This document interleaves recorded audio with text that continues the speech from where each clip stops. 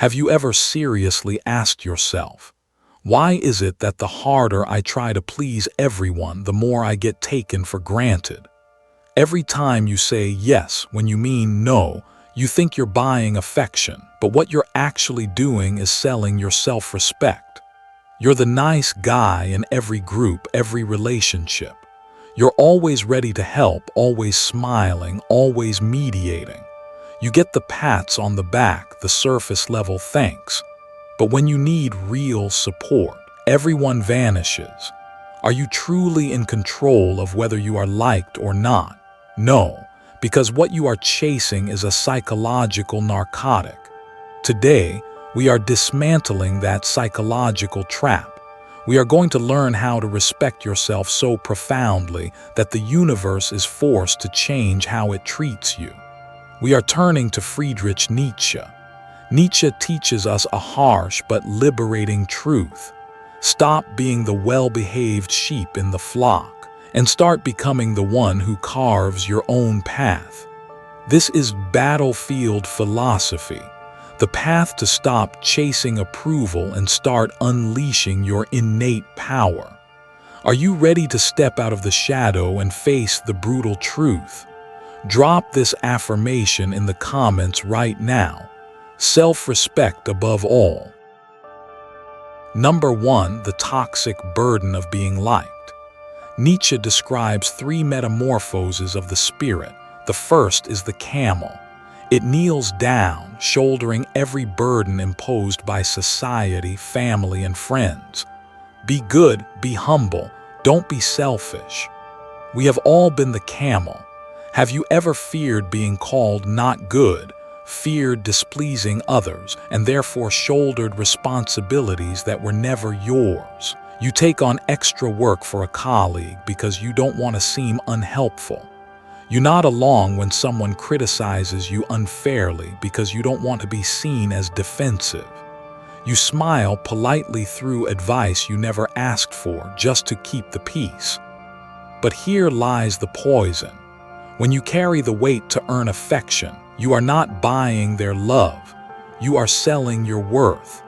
Each time you kneel under a burden that is not yours, you cheapen yourself. And the more you do it, the more people start to assume it's simply your job.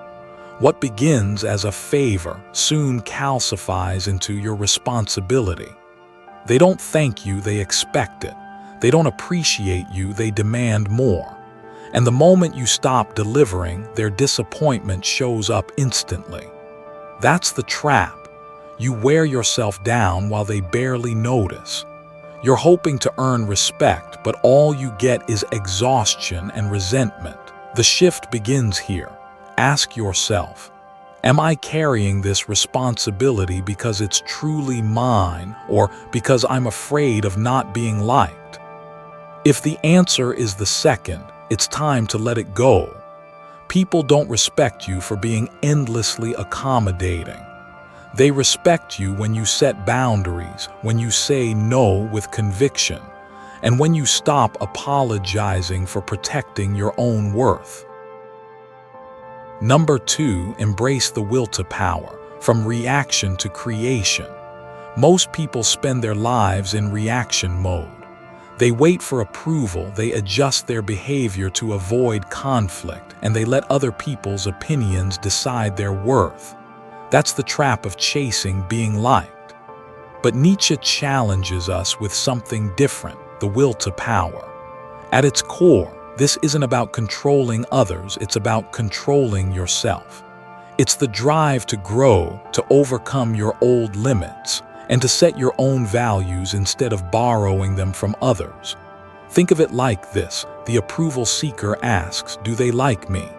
The person with the will to power asks, am I stronger, clearer, and truer than I was yesterday?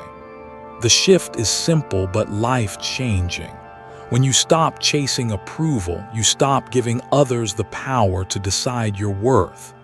Instead, you set the standard, and others are measured by your rules, not the other way around. A practical example: imagine someone criticizes you unfairly. The approval seeker reacts. They explain, apologize, or overcompensate. But the person who embraces the will to power holds their ground. They know that staying true to themselves is more valuable than keeping fake peace. And here's the paradox. Once you stop trying to please, people start respecting you more. They can't control you with praise, and they can't shake you with criticism. That makes you magnetic, unpredictable, someone they can't ignore. Number 3, embracing adversity as an ally. Most people spend their lives avoiding adversity. They dodge conflict, back away from disagreements, and smooth over any friction, all because they don't want to risk being disliked. But here's the truth. Adversity isn't your enemy, it's your teacher. Nietzsche's famous line, "What doesn't kill us makes us stronger," gets repeated so often it feels cliché. But if you sit with it, you'll see why it's powerful. Adversity strips away illusions. It shows you if your beliefs are really yours or just borrowed from others. It shows you whether your voice has strength or if it's just an echo. When you stop running from difficulty, something changes. You stop panicking when someone criticizes you. You don't fall apart when people disagree with you.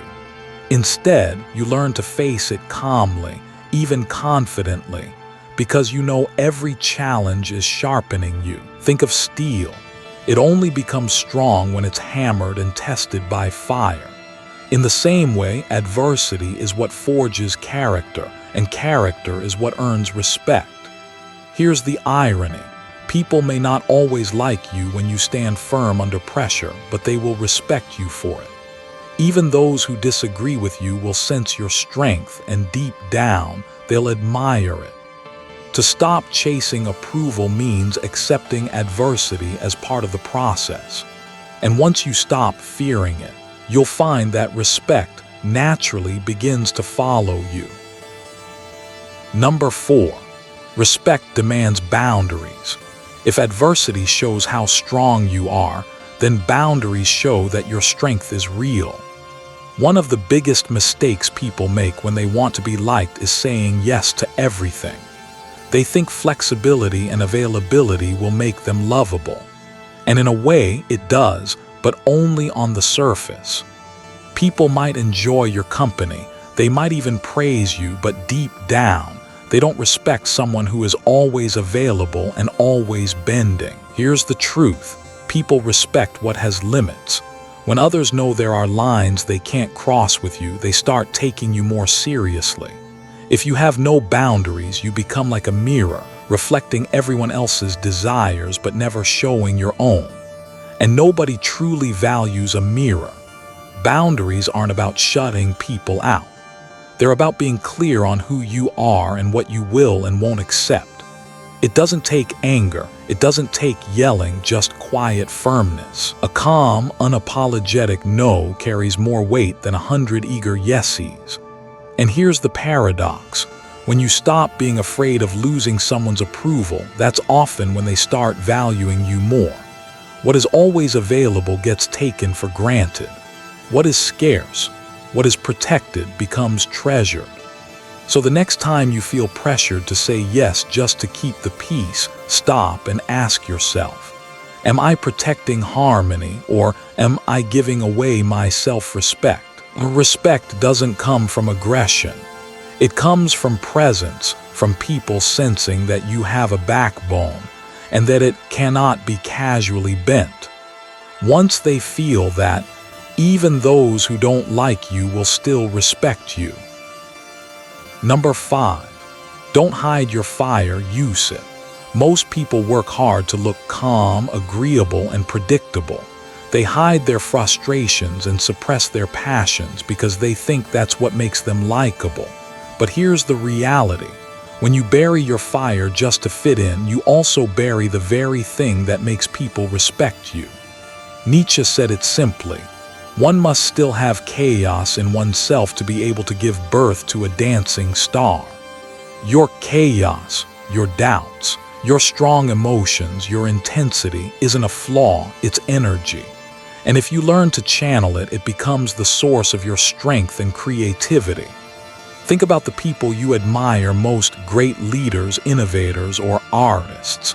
Were they bland, predictable, and easy to please? Of course not. They had fire. They had edges. And instead of hiding those parts of themselves, they turned them into something powerful and unforgettable. To only be liked, you often have to smooth out your edges until you're safe and harmless. But respect comes when you're willing to keep your edges, not to hurt people with them, but to show that you're real, alive, and not afraid to stand out. The key is this: chaos doesn't mean losing control. It doesn't mean snapping at everyone or being reckless. It means taking the raw intensity inside you and putting it into something meaningful: your work, your goals, your ideas, your art. Instead of wasting your energy on frustration or people-pleasing, you direct it toward building something others can't ignore. People may not always like what you create, but they will respect the fact that you had the courage to bring it into the world. Respect doesn't belong to the bland or the endlessly agreeable. It belongs to those who carry storms within them and have the discipline to shape those storms into something that leaves a mark. Number 6, teaching people how to treat you. A simple truth is this: the way people treat you often reflects what you allow. If someone disrespects you and you stay silent, you're teaching them that it's okay, and they'll likely do it again. Respect doesn't come from endless patience or unconditional sacrifice. It comes from knowing where to draw the line. This doesn't mean yelling, getting angry, or seeking revenge. Often, the strongest response is to quietly take back what is most valuable about you: your time, your care, your help, your energy. When someone realizes that disrespect cuts them off from those things, they learn a sharper lesson than any argument could give. The truth is, the world will like you more when you're always available, always giving. But the harder truth is, people only truly respect you when your presence has value, when it isn't always guaranteed. So ask yourself, what am I giving away too easily? My time, my attention, my forgiveness. When you start putting a price on these things, not with money but with respect and proper treatment, you'll notice how differently people treat you. Sometimes solitude isn't weakness. It's proof that you've stepped back to remind others, my presence has value. If you want it, you must treat it with care.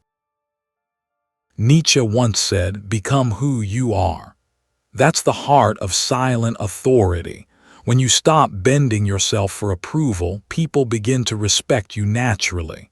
Here are 8 practical tips to build that kind of respect without ever asking for it.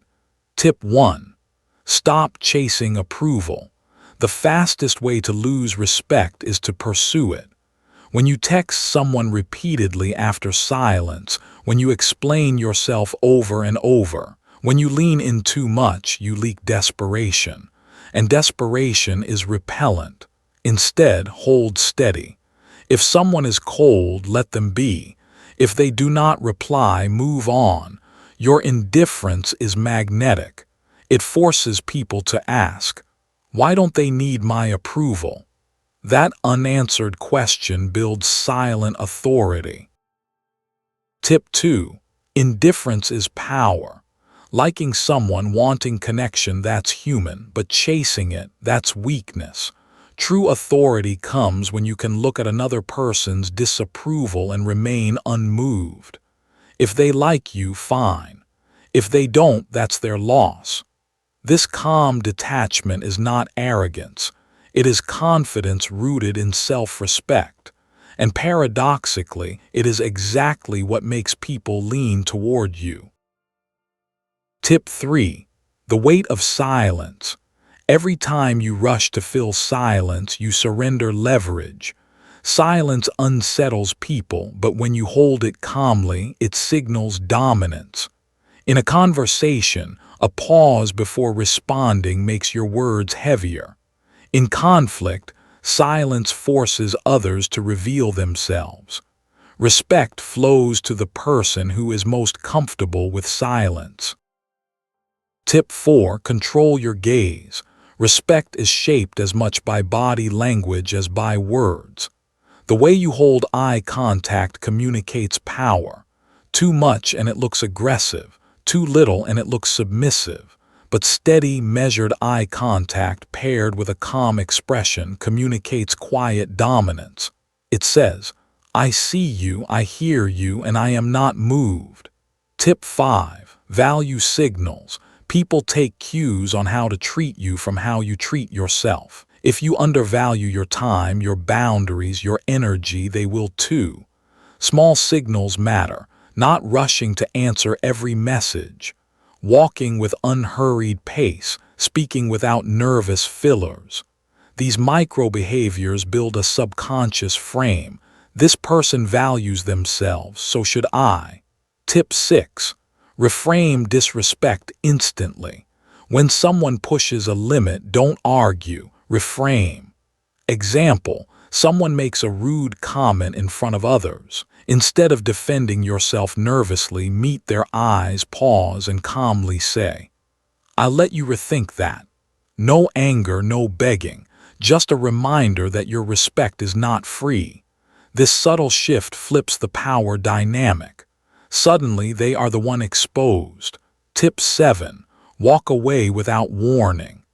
The ultimate leverage is the ability to withdraw from a conversation, a deal, a relationship without pleading or explaining.